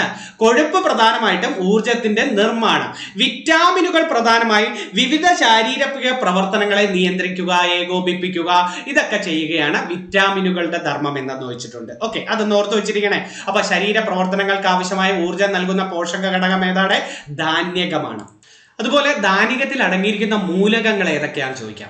ധാന്യത്തിന്റെ മറ്റൊരു പേരെന്താ? ധാന്യത്തിന്റെ കാർബോഹൈഡ്രേറ്റ് അല്ലേ? കാർബോഹൈഡ്രേറ്റ്. ഇതിൽ അടങ്ങിയിരിക്കുന്ന 3 മൂലകങ്ങളുണ്ട്. ധാന്യത്തിൽ അടങ്ങിയിരിക്കുന്ന കാർബോഹൈഡ്രേറ്റിൽ അടങ്ങിയിരിക്കുന്ന 3 മൂലകങ്ങൾ. ഒന്ന് കാർബൺ, ഹൈഡ്രജൻ, ഓക്സിജൻ. കാർബോഹൈഡ്രേറ്റ് എന്നല്ലേ? Carbon, hydrogen, oxygen. അപ്പം പ്രോട്ടീൻ ധാന്യത്തിൽ അടങ്ങിയിരിക്കുന്നത് അഥവാ കാർബോഹൈഡ്രേറ്റിൽ അടങ്ങിയിരിക്കുന്നത് ഏതാണ്? Carbon, hydrogen, oxygen. പ്രോട്ടീനിൽ അടങ്ങിയിരിക്കുന്നത് ആരൊക്കെയാണ്? പ്രോട്ടീനിൽ മാംസ്യം. പ്രോട്ടീന്റെ മലയാളം അല്ലേ മാംസ്യം എന്ന് പറയുന്നത്. മാംസ്യത്തിൽ അടങ്ങിയിരിക്കുന്ന മൂലകങ്ങൾ ഏതൊക്കെയാ? ഒന്ന് ഓക്സിജൻ ഉണ്ട്, പിന്നെ നൈട്രജൻ ഉണ്ട്. മാംസ്യത്തിൽ എന്തൊക്കെയുണ്ട്? ഓക്സിജൻ ഉണ്ട്, നൈട്രജൻ ഉണ്ട്, സൾഫർ ഉണ്ട്, കാർബൺ ഉണ്ട്, ഹൈഡ്രജൻ ഉണ്ട്. അപ്പൊ കാർബൺ, ഹൈഡ്രജൻ, ഓക്സിജൻ അവർ 3 പേരും ഉണ്ട്. പിന്നെ അഡീഷണൽ ആയിട്ട് നൈട്രജനും സൾഫറും കൂടെ കയറി വരണം. അതേതാ? അത് നമ്മുടെ പ്രോട്ടീനില്ല. ശരീര നിർമ്മിതിക്കും വളർച്ചയ്ക്കും ആവശ്യമായത് ഏതാണ്? പ്രോട്ടീൻ ആണ് എന്ന് പറയേണ്ടത്. ശരീരകോശങ്ങളിലെ മുടി, ദഹനരസങ്ങൾ തുടങ്ങിയവയുടെ നിർമ്മാണത്തിന് എന്താവശ്യമെന്ന് ചോദിച്ചാൽ നിങ്ങൾ പറയേണ്ടത് ഏതാ? പ്രോട്ടീൻ ആണ്. ഒരാളുടെ ശരീരഭാരത്തിനനുസരിച്ച് ഒരു ദിവസം ഒരാൾക്ക് ഭക്ഷണത്തിൽ നിന്ന് ലഭിക്കുന്ന പ്രോട്ടീന്റെ അളവ് 1 കിലോഗ്രാമിന് 1 ഗ്രാം എന്ന തോതിലാണ്. പ്രോട്ടീന്റെ അളവ് കുറഞ്ഞാൽ, അതായത് മാംസ്യത്തിന്റെ അളവ് കുറയുന്നതിലൂടെ ഉണ്ടാകുന്ന രോഗമല്ലേ കോഷിയോർക്കർ അല്ലെ? മരാസ്മസ്, നമ്മളെ വിശപ്പിന്റെ രോഗം, വളർച്ചാ മുരടിപ്പ്, കോഷിയോർക്കർ, ഇതൊക്കെ മാംസ്യത്തിന്റെ അഭാവം മൂലം ഉണ്ടാകുന്ന രോഗങ്ങളാണ്. അതൊന്ന് ഓർത്ത് വെച്ചിരിക്കുക. ഓക്കെ, 1ാം കേരള സംസ്ഥാന രാഷ്ട്രീയ സമ്മേളനം നടന്നത് എവിടെയെന്നാണ് ചോദിച്ചിരിക്കുന്നത്. അത് പരീക്ഷയ്ക്ക് 10ാം ക്ലാസ് സ്കൂൾ ടെസ്റ്റിൽ കിടക്കുന്ന ഒരു ക്വസ്റ്റ്യനാണ്. 1ാം സംസ്ഥാന രാഷ്ട്രീയ സമ്മേളനം നടന്നത് എവിടെയാണെന്നറിയാമോ? അത് ഒറ്റപ്പാലമാണ്. 1921 ഒറ്റപ്പാലം വെച്ചാണ് രാഷ്ട്രീയ സമ്മേളനം നടക്കുന്നത്. ഒറ്റപ്പാലത്ത് വെച്ചാണ് 1ാം സംസ്ഥാന രാഷ്ട്രീയ സമ്മേളനം നടന്നത്. എവിടെയാണ്? ഒറ്റപ്പാലമാണ്. ഒറ്റപ്പാലം വേറെണ്ണം പഠിച്ചത് എന്താ? VP മേനോൻ ജനിച്ചത് എവിടെയാണെന്ന് പഠിച്ചിട്ടില്ലേ? പാലക്കാട് ജില്ലയിലെ ഒറ്റപ്പാലത്താണ് VP മേനോൻ ജനിച്ചത്. 1921 1ാം കേരള സംസ്ഥാന രാഷ്ട്രീയ സമ്മേളനം നടന്നത്. പാലക്കാട് നമ്മൾ പഠിച്ചിട്ടുണ്ടല്ലോ. പാലക്കാട് 1916 ആദ്യത്തെ മലബാർ ജില്ലാ കോൺഗ്രസ് സമ്മേളനം നടന്നത് അല്ലെ? മലബാർ ജില്ലാ കോൺഗ്രസ് സമ്മേളനം പാലക്കാടിലാണ് അല്ലെ? ആരായിരുന്നു അധ്യക്ഷ? Annie Besant. ആദ്യത്തെ അധ്യക്ഷ ആനി ബസന്റ്. അവസാനം മലബാർ ജില്ലാ കോൺഗ്രസ് സമ്മേളനം 20 മഞ്ചേരി സമ്മേളനമായിരുന്നു അല്ലെ? കസ്തൂരി രംഗൻ, ഇങ്ങനെ കണ്ടല്ലായിരുന്നു അധ്യക്ഷന്റെ പേര്. അവസാന മലബാർ ജില്ലാ കോൺഗ്രസ് സമ്മേളനം 1920 ആദ്യ മലബാർ ജില്ലാ കോൺഗ്രസ് സമ്മേളനം 16 16 മലബാർ ജില്ലാ കോൺഗ്രസ് സമ്മേളനത്തിന്റെ അധ്യക്ഷ ആനി ബസന്റ്. പാലക്കാട് ജില്ലയിലാണ്. പാലക്കാട്, മഞ്ചേരി, പയ്യന്നൂർ എന്നായിരുന്നു. പയ്യന്നൂർ നമ്മൾ പഠിച്ചിട്ടുണ്ടല്ലോ. കേരളത്തെ ഒരു പ്രത്യേക സംസ്ഥാനമാക്കി മാറ്റണമെന്ന് പറഞ്ഞ കോൺഗ്രസ് സമ്മേളനം ഏതാണ്? പയ്യന്നൂർ കോൺഗ്രസ് സമ്മേളനം. ജവഹർലാൽ നെഹ്റു ആയിരുന്നു അല്ലെ ആ സമയത്തെ പ്രസിഡന്റ്. കേരളത്തെ ഒരു പ്രത്യേക സംസ്ഥാനമാക്കി മാറ്റണമെന്ന് പറഞ്ഞത് പയ്യന്നൂർ കോൺഗ്രസ് സമ്മേളനം. സ്വതന്ത്ര ഇന്ത്യയിലെ ആദ്യ ഐക്യ കേരള കൺവെൻഷൻ നടന്നത് എവിടെ? 1947 തൃശ്ശൂരാണ് അല്ലെ? തൃശ്ശൂരാണ് ആദ്യ ഐക്യ കേരള കൺവെൻഷൻ. തൃശ്ശൂരാണ്. സ്വാതന്ത്ര്യ ലബ്ധിക്ക് ശേഷം ആലുവയിലാണ്. ഐക്യ കേരള പ്രതിജ്ഞ എഴുതിയത് ആരാന്നറിയാമോ? ഐക്യ കേരള പ്രതിജ്ഞ NV കൃഷ്ണവാര്യരാണ് ഐക്യ കേരള പ്രതിജ്ഞ. എന്നാൽ തിരുക്കൊച്ചി സംയോജനം 1949 ജൂലൈ 1 തിരുക്കൊച്ചി സംയോജനം നടന്നത് അല്ലെ? 1.25 കോടി മലയാളികൾ ആരുടെ കൃതിയാ? EMSന്റെ അല്ലെ? EMSന്റെ കൃതിയാണ് 1.25 കോടി മലയാളികൾ. കേരളം മലയാളികളുടെ മാതൃഭൂമി, നമ്മുടെ ഭാഷ, വേദങ്ങളുടെ നാട്, കേരളം ഇന്നലെ ഇന്ന് നാളെ, ഇതൊക്കെ ആരുടെയും ചോദിച്ചാൽ EMSന്റെ. നമ്മുടെ AKGയുടെ ആത്മകഥയുടെ പേരെന്താ? AKGയുടെ ആത്മകഥയുടെ പേര് എന്റെ ജീവിതകഥ. എന്റെ ജീവിതകഥയാണ് AKGയുടെ ആത്മകഥയുടെ പേര്. മന്നത്ത് പത്മനാഭന്റെ ആത്മകഥ എന്താ? എന്റെ ജീവിത സ്മരണകൾ. എന്റെ ജീവിത സ്മരണകളാണ് മന്നത്ത് പത്മനാഭന്റെ ആത്മകഥയുടെ പേര്. അടുത്തൊക്കെ ഉപഗുപ്തന്റെയും വാസവദത്തയുടെയും കഥ പറയുന്ന കുമാരനാശാൻ കൃതി ഏതെന്ന്? നല്ലൊരു ക്വസ്റ്റ്യൻ അല്ലേ? ഉപഗുപ്തന്റെയും വാസവദത്തയുടെയും കഥ പറയുന്ന കൃതി നമുക്ക് ഓരോ നോക്കാം. കുമാരനാശാന്റെ പ്രധാന കൃതിയാണ് നളിനി. നളിനിയിലെ നായകനും നായിക ആരാണ്? നളിനിയും ദിവാകരനും അല്ലെ. നളിനിയും ദിവാകരന്റെയും കഥ പറയുന്ന കുമാരനാശാന്റെ കൃതിയാണ് നളിനി. ലീലയിൽ ആരാണ്? ലീലയും മദനനും അല്ലെ. ലീലയിൽ ആരായിരുന്നത്? ലീലയും മദനന്റെയും കഥ പറയുന്നതാണ് ലീല എന്ന്. കരുണയിലാണ് നമ്മുടെ ചോദ്യം. ഉപഗുപ്തനും വാസവദത്തയുടെയും കഥ പറയുന്നതാണ് കരുണ. അപ്പൊ ചണ്ടാല ഭിഷികയിൽ ആരാണ്? ചണ്ടാല ഭിഷികയിൽ മാതങ്കി അല്ലെ. മാതങ്കിയും നായകനാരായിരുന്നു? ആനന്ദൻ. മാതങ്കിയും ആനന്ദന്റെയും കഥ പറയുന്നതാണ് ചണ്ടാല ഭിഷികി. അപ്പൊ നളിനിയിലെ നായകനും നായികയാരാ? നളിനിയും ദിവാകരനും. ലീലയും മദനനും. കരുണയിലോ ഉപഗുപ്തനും വാസവദത്തയും. ചണ്ടാല ഭിഷികിയിലോ മാതങ്കിയും ആനന്ദനും. ഇത് എത്രയോ ആരുടെ കൃതിയാണ്? കുമാരനാശാന്റെ കൃതികളാണ് മാതങ്കിയും ആനന്ദനും ചണ്ടാല ഭിഷികി. കുമാരനാശാന്റെ അവസാനത്തെ കൃതിയിലൂടെ കരുണ എന്ന് പറയുന്നത്. ആദ്യത്തെ ഖണ്ഡകാവ്യം വീണപൂവാണ് അല്ലെ. കുമാരനാശാൻ ലൈല മജ്നു എന്ന് പറയുന്ന പ്രശസ്ത നോവലെ ആസ്പദമാക്കി എഴുതിയത് ലീലയാണ്. ലൈല മജ്നു എന്ന രീതിയിൽ ലീലയാണ്. കുമാരനാശാൻ AR രാജരാജവർമ്മ മരിച്ചപ്പോൾ എഴുതിയ കൃതി പ്രരോദനമാണ്. AR രാജരാജവർമ്മ മരിച്ചപ്പം എഴുതിയ കൃതി. ചേതന എന്ന കഥാപാത്രം ഏത് കൃതിയിലാണ്? ചേതന ആരാച്ചാർ, KR മീരയുടെ ആരാച്ചാർ. വെള്ളായപ്പൻ എന്ന കഥാപാത്രം ഏതിലെയാണെന്നറിയാമോ? വെള്ളായപ്പൻ കടൽ തീരത്ത്, OV വിജയന്റെ കടൽ തീരത്താണ് വെള്ളായപ്പൻ. അതുപോലെ ഗോവിന്ദൻകുട്ടി എന്ന കഥാപാത്രം MT വാസുദേവൻ നായരുടെ അസുരവിത്തിലല്ലേ? ഗോവിന്ദൻകുട്ടി MT വാസുദേവൻ നായരുടെ അസുരവിത്തിലാണ്. കർണനെ കേന്ദ്ര കഥാപാത്രമാക്കി ഇനി ഞാൻ ഉറങ്ങട്ടെ എഴുതിയത് PK ബാലകൃഷ്ണ. ഇനി ഞാൻ ഉറങ്ങട്ടെ എഴുതിയതാരാണ്? PK ബാലകൃഷ്ണ. ക്ലാസിപ്പർ എന്ന കഥാപാത്രം ഏത് കൃതിയിലെ? ക്ലാസിപ്പർ കയർ, തകഴിയുടെ കയറിലാണ് ക്ലാസിപ്പർ എന്ന കഥാപാത്രം. സേതു എന്ന കഥാപാത്രം കാലം, MT വാസുദേവൻ നായരുടെ കാലത്തിലാണ് സേതു. ഈ OV വിജയന്റെ ഖസാക്കിന്റെ ഇതിഹാസത്തിലെ കഥാപാത്രങ്ങളുടെ പേര് പഠിക്കണം കേട്ടോ. OV വിജയന്റെ ഖസാക്കിന്റെ ഇതിഹാസത്തിലെ കഥാപാത്രമാണ് ഏതാണെന്നറിയാമോ? അപ്പുക്കിളി, അല്ലാപ്പിച്ച മൊല്ലാക്ക, രവി, മൈമുന. അപ്പുക്കിളി, അല്ലാപ്പിച്ച മൊല്ലാക്ക, രവി, മൈമുന എന്നീ കഥാപാത്രങ്ങൾ OV വിജയന്റെ ഖസാക്കിന്റെ ഇതിഹാസത്തിലാണ്. അതുപോലെ ശ്രീധരൻ എന്ന കഥാപാത്രം SK പൊറ്റക്കാടിന്റെ ഒരു ദേശത്തിന്റെ കഥയിലാണ് കേട്ടോ. SK പൊറ്റക്കാടിന്റെ ഒരു ദേശത്തിന്റെ കഥയിൽ ശ്രീധരൻ. അതുപോലെ SK പൊറ്റക്കാടിന്റെ ഒരു തെരുവിന്റെ കഥയിൽ ഓമഞ്ചി എന്ന കഥാപാത്രം SK പൊറ്റക്കാടിന്റെ ഒരു തെരുവിന്റെ കഥയിൽ. അതുപോലെ മലയാറ്റൂരിന്റെ വേരുകളിലെ ചോദിച്ചിട്ടുണ്ട്. രഘു, അമ്മാലു, രാമൻ കർത്ത ഇതൊക്കെ ചോദിച്ചിട്ടുണ്ട് കേട്ടോ. രഘു, അമ്മാലു, രാമൻ കർത്ത എന്നിവ മലയാറ്റൂരിന്റെ വേരുകളിലെയാണ്. മലയാറ്റൂരിന്റെ ആത്മകഥയുടെ പേര് സർവീസ് സ്റ്റോറി എന്നതാണ് കേട്ടോ. മലയാറ്റൂരിന്റെ ആത്മകഥ എന്താണ്? Service story. ചങ്ങമ്പുഴയുടെ ആത്മകഥയുടെ പേര് തുടിക്കുന്ന താളുകൾ കേട്ടോ. ചങ്ങമ്പുഴയുടെ ആത്മകഥയുടെ പേരെന്താണ്? തുടിക്കുന്ന താളുകൾ. അരങ്ങു കാണാത്ത നടൻ ആരുടെ ആത്മകഥ? അരങ്ങു കാണാത്ത നടൻ തിക്കൊടിയന്റെ ആത്മകഥയുടെ പേരാണ് അരങ്ങു കാണാത്ത നടൻ എന്ന് പറയുന്നത്. ONVയുടെ ആത്മകഥയുടെ പേരെന്തായിരുന്നു? ONVയുടെ പോക്കുവെയിൽ മണ്ണിലെഴുതിയത്. ONVയുടെ ആത്മകഥയുടെ പേരെന്താണ്? പോക്കുവെയിൽ മണ്ണിലെഴുതിയത്. SK പൊറ്റക്കാടിന്റെ ആത്മകഥ എന്റെ വഴിയമ്പലങ്ങളാണ്. SK പൊറ്റക്കാടിന്റെ ആത്മകഥയുടെ പേര്. വൈലോപ്പള്ളിയുടെ ആത്മകഥയുടെ പേര് കാവ്യലോക സ്മരണകൾ എന്നതാണ്. കാവ്യലോക സ്മരണകളാണ് വൈലോപ്പള്ളിയുടെ ആത്മകഥയുടെ പേര്. അപ്പം കുമാരനാശാൻ ജനിച്ചത് എവിടാണ്? തിരുവനന്തപുരം കായിക്കര. അദ്ദേഹത്തിന്റെ സ്മാരകം എവിടെ? തോന്നക്കലാണ്. ഉള്ളൂർ സ്മാരകം എവിടെ? ജഗതിയാണ്. കുമാരനാശാന്റെ അവസാനത്തെ ഖണ്ഡകാവ്യം ഏതാണ്? കരുണയാണ്. ഉപഗുപ്തന്റെയും വാസവദത്തയുടെയും. ഇന്ത്യയിലെ ഏറ്റവും വലിയ ഭൂവിഭാഗം, ഏറ്റവും പഴയ ഭൂവിഭാഗം എന്നൊക്കെ വിളിക്കുന്നത് ഉപദ്വീപീയ പീഠഭൂമിയല്ലേ ആണ്. ഏറ്റവും പഴയതും ഏറ്റവും വലുതും ഉപദ്വീപീയ പീഠഭൂമിയാണ്. ഇവിടെ ഡെക്കാൻ ട്രാപ്പ് മേഖല ഉപദ്വീപീയ പീഠഭൂമിയിലല്ലേ? ഡെക്കാൻ പീഠഭൂമി ഏറ്റവും വലിയ പീഠഭൂമി അതാ. ഇന്ത്യയിലെ ഏറ്റവും വലിയ പീഠഭൂമി ഡെക്കാൻ പീഠഭൂമി. ഏറ്റവും ഉയരത്തിലുള്ള പീഠഭൂമി ലഡാക്ക് പീഠഭൂമിയാണ് കേട്ടോ. ഡെക്കാൻ പീഠഭൂമി ഏത് ശിലയാണ്? ഡെക്കാൻ ട്രാപ്പ് മേഖല ബസാൾട്ട് നിറഞ്ഞ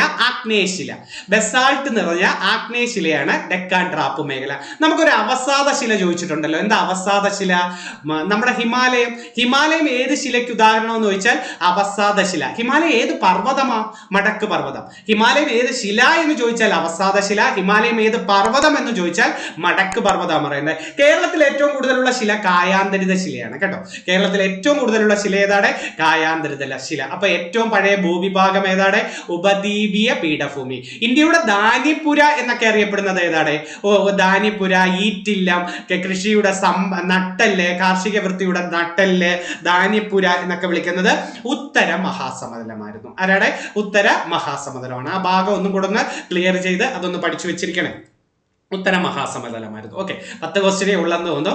എന്നാലും ഞാൻ ഉടനെ വരാം റിവിഷനുമായിട്ട്. കുറച്ച് ഒരു അരമണിക്കൂറായി കാണും റിവിഷൻ നിങ്ങൾക്ക് തന്നു എന്ന് പോകുന്നു. എന്നാലും പ്രധാനപ്പെട്ടത് നിങ്ങൾക്ക് ഞാൻ എപ്പോഴെങ്കിലും അടുക്കളയിൽ ജോലി ചെയ്യുമ്പോഴോ അല്ലെങ്കിൽ വെളിയിലിരിക്കുമ്പോഴോ ഉറങ്ങാൻ കിടക്കുമ്പോഴോ ഒരു അരമണിക്കൂർ ജസ്റ്റ് ഒന്ന് റിവിഷൻ നടത്തിയേക്കണേ. ഏറ്റവും പ്രധാനപ്പെട്ട റിവിഷനുമായിട്ട് ഞാൻ വീണ്ടും വരാം. പരീക്ഷകൾ അടുത്ത് വരികയില്ലേ, മാക്സിമം ഓരോന്ന് കൊണ്ടുവരാം. സയൻസ് കൊണ്ടുവരണേന്ന് ആരൊക്കെയോ കഴിഞ്ഞതിൽ മെസ്സേജ് ഇട്ടിരുന്നു. എന്നാലും ഞാൻ മാക്സിമം സയൻസും കൂടെ ഉൾപ്പെടുത്തിക്കൊണ്ടുവരാം. എന്നാൽ കഴിയുന്ന റിവിഷൻ ഞാൻ നിങ്ങൾ പോയിരുന്നു പഠിക്ക്, നല്ലോണം പഠിച്ച് നല്ല ജോലി കിട്ടി, നല്ലൊരു റാങ്ക് കിട്ടി, എത്രയും പെട്ടെന്ന് ഈ ഭാരം അങ്ങ് താത്തിറക്കി വെക്കട്ടെ എന്ന് പ്രാർത്ഥിക്കുന്നു. ഓക്കെ, നല്ലൊരു ക്ലാസ്സുമായിട്ട് വീണ്ടും കാണാം. നന്ദി, നമസ്കാരം.